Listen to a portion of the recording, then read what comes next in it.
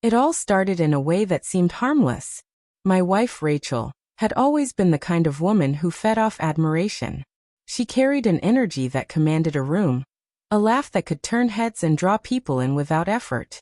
I admired that about her, even loved it. But over time, that glow became something else, something sharper, more demanding, as if my love and attention alone weren't enough anymore. She wanted more eyes on her, more validation, and slowly it began to stretch past the limits of our marriage. One Saturday evening, we were hosting one of her famous dinner parties. Rachel thrived in moments like these.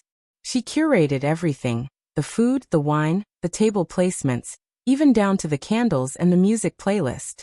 Guests poured in, our friends, a handful of her colleagues, and among them Derek. Even remembering his name twists my stomach. Derek was all arrogance and polished charm, the kind of man who thought every room belonged to him. And worse, he had a way of looking at Rachel that made my skin crawl, like she was already his. I voiced my concerns once, but Rachel had waved them away with that infuriating laugh of hers. He's harmless, she told me. I wanted so badly to believe her. The night unfolded smoothly at first. Wine glasses clinking, conversations overlapping in warmth, Rachel glowing in her element. But as I passed through the kitchen to refill drinks, I overheard her voice floating from the living room. She thought no one could hear. She was tucked in the corner with her best friend, Emily, speaking in a hushed, giddy tone. I mean, have you seen Derek? Rachel giggled. That man is a god. And trust me, Emily, he knows how to use it. The words slammed into me. I froze, my pulse crashing in my ears. Maybe I heard wrong. I had to have. But then Emily's gasp confirmed the nightmare.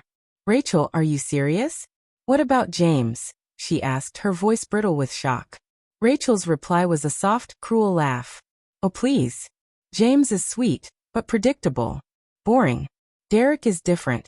And he's huge. James could never. She didn't have to finish. The knife had already been driven into me, twisted deep. In the middle of my own house, surrounded by friends, she was bragging about betraying me. My wife, the woman I'd given a decade of my life to, was flaunting her affair like it was some kind of joke. But I didn't explode. I didn't storm in or cause a scene. Instead, I quietly set down the wine bottle and forced my trembling hands still. I needed proof. I needed to be certain. The days that followed consumed me.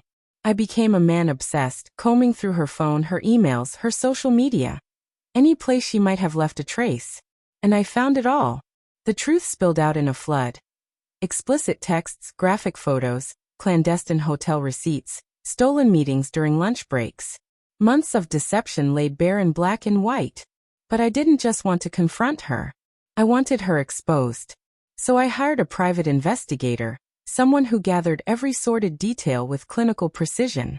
And then the final cruel twist surfaced. Derek was married. His wife, Lisa, had just given birth to their first child. While he played devoted husband and father, he was sneaking around with Rachel. I sent Lisa everything anonymously. Screenshots, photos, time-stamped reports. She was devastated, her world shattered, but instead of rage, she met me with quiet resolve. We agreed. This would not stay buried. 2 weeks later, Rachel planned another one of her parties. She buzzed around the house, humming, glowing as though nothing was amiss. I made sure Derek got an invitation. He arrived wearing that same smirk I'd always hated, completely unaware of what awaited him. Midway through the evening, when the laughter and chatter were at their peak, I tapped my glass. May I have everyone's attention? I asked. Rachel turned toward me, smiling wide, expecting a toast. Her eyes sparkled, clueless to the storm about to break. I connected my laptop to the TV. The screen flickered alive. Rachel has always been the light of my life. I began, meeting her eyes. But I recently learned she's been sharing that light with someone else.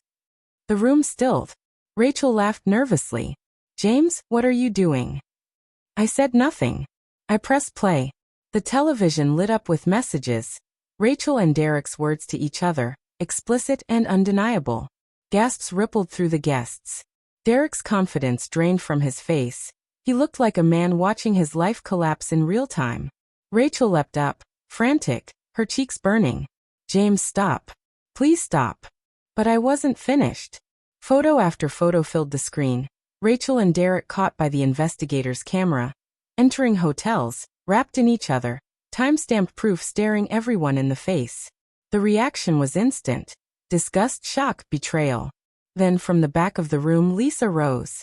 I had invited her myself. Her voice cut through the chaos like a blade.